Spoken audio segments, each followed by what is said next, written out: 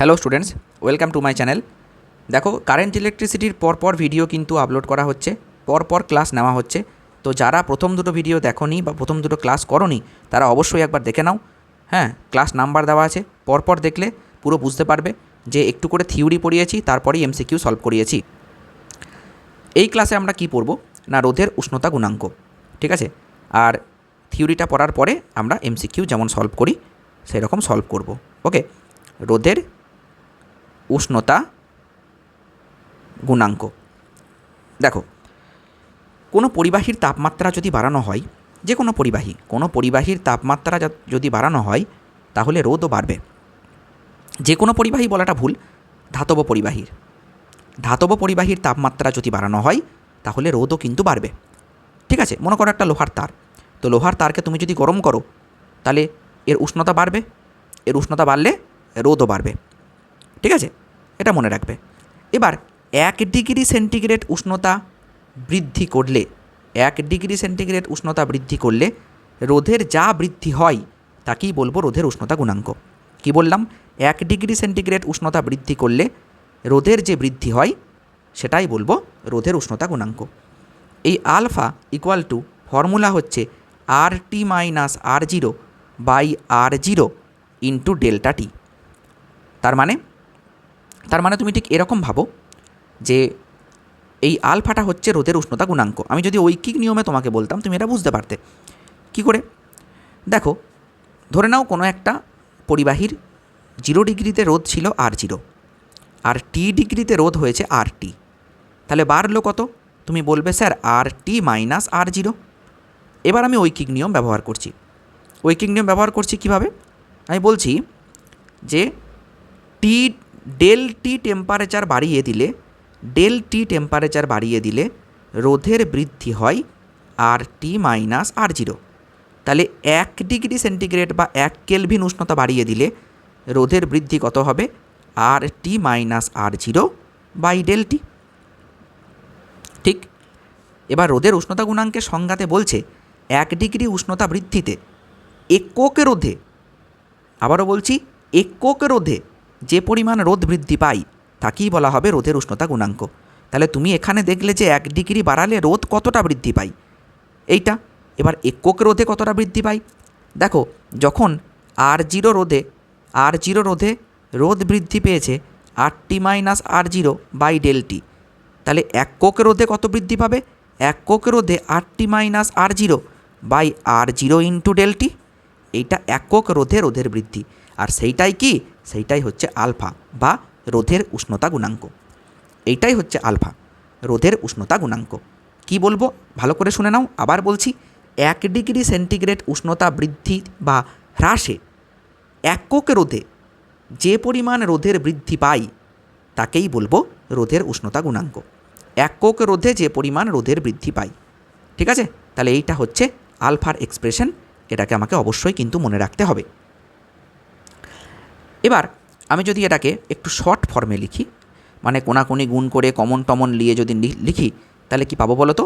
তাহলে কি পাবো দেখো, তাহলে তুমি লিখলে যেটা alpha equal to RT minus R0 by R0 into del T. যদি কোনাকুনি গুণ করে দিই তাহলে আমি পাবো RT equal to R0 bracket 1 plus alpha del T. Okay, no problem. ঠিক আছে, আশা করি কোনো অসুবিধা নেই। কিন্তু একটা সমস্যা আছে। কি সমস্যা? দেখো, সব সময় 0 ডিগ্রি সেন্টিগ্রেডে যাওয়া সম্ভব নয়। 0 ডিগ্রি সেন্টিগ্রেডে রোধ কত? R0। তাহলে যদি আলফা বের করতে হয় তাহলে R0 লাগবে। সব সময় কি 0 ডিগ্রিতে যাওয়া সম্ভব? আমি কোনো কিছুর আলফা বের করছি, আমাকে আগে 0 ডিগ্রি সেন্টিগ্রেডে নিয়ে যাওয়া হবে, মানে ওই যে পরিবাহীটা, সেই পরিবাহীটাকে আগে 0 ডিগ্রিতে নিয়ে যেতে হবে, তারপরে R0 মাপতে হবে, তারপরে আমি আলফার মান পাবো। আমি যদি অন্য কোনোভাবে বের করতে চাই তো প্র্যাকটিক্যাল কোনো ওয়ে নেই? অবশ্যই আছে, সেই ফর্মুলাটা একবার জানবো।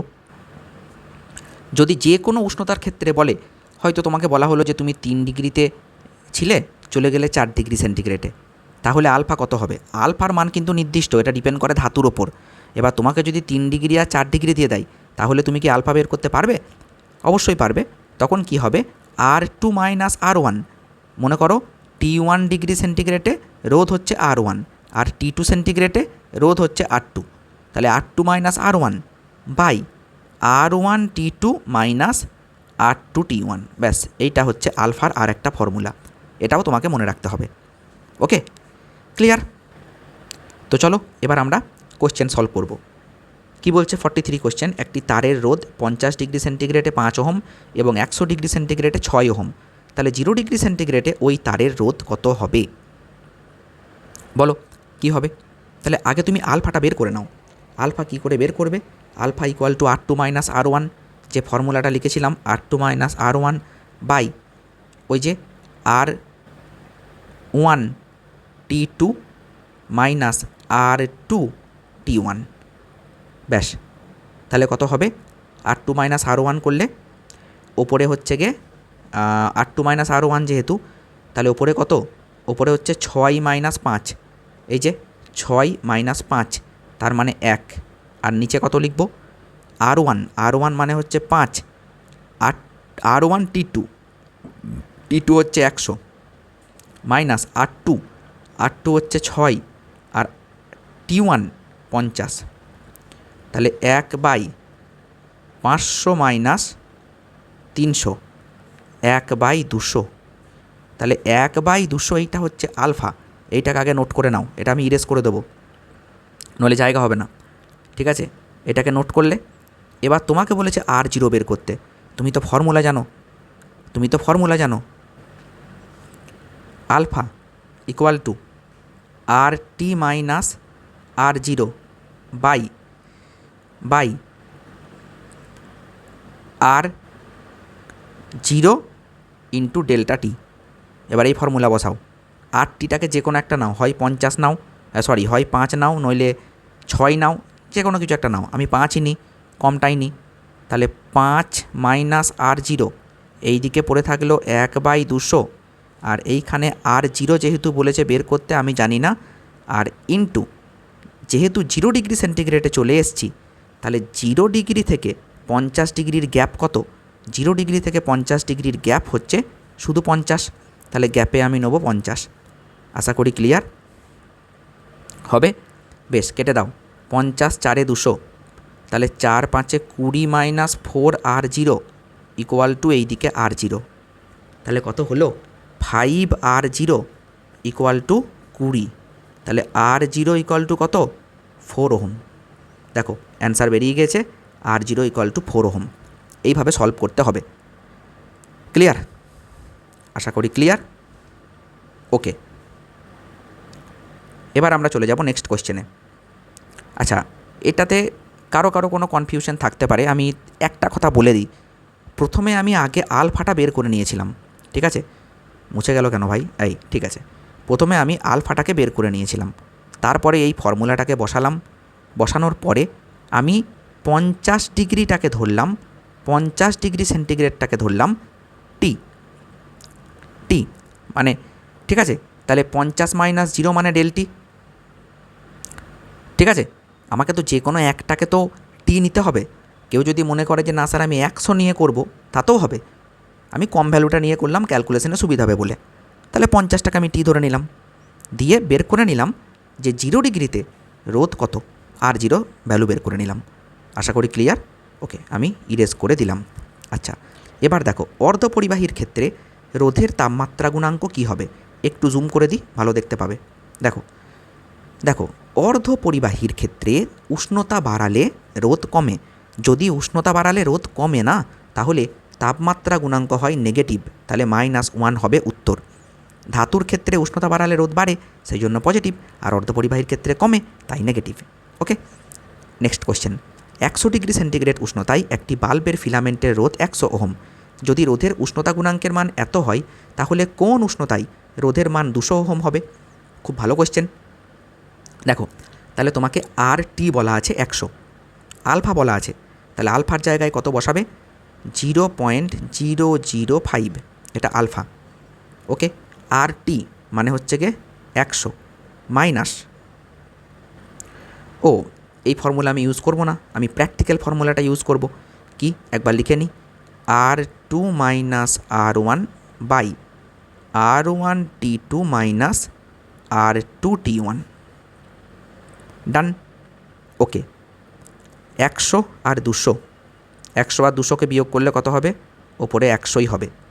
R1 কত? 100। ওকে, T2 কত?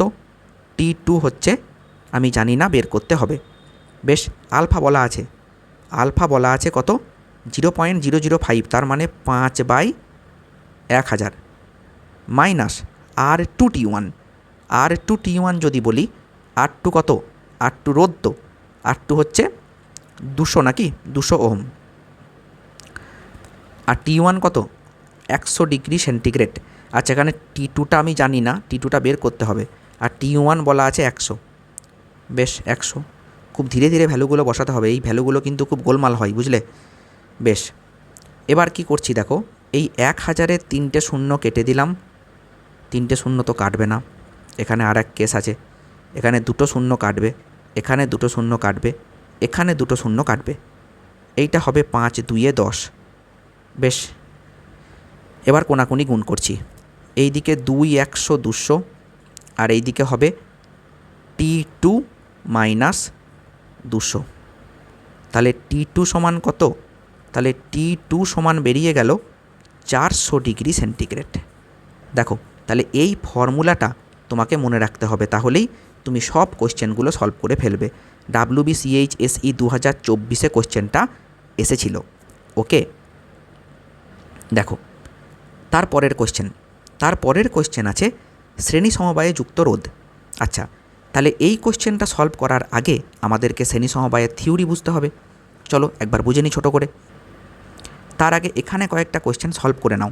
একই ফর্মুলা দিয়ে আছে, একটি তারের রোধের উষ্ণতা গুণাঙ্ক এত, 300 কেলভিন উষ্ণতায় এর রোধ 1 ওহম হলে কোন তাপমাত্রায় এর রোধ 2 ওহম হবে? আমি ফর্মুলা বলে দেবো, তোমরা এইটা বাড়িতে করবে, অবশ্যই করবে। ওই same formula, alpha equal to R2 minus R1 by R1T2 minus R2T1। অবশ্যই তোমরা সলভ করো, ঠিক আছে? দুটো তো একই রকম কোশ্চেন সলভ করে দিলাম, অবশ্যই কমেন্ট সেকশনে তোমরা জানাবে।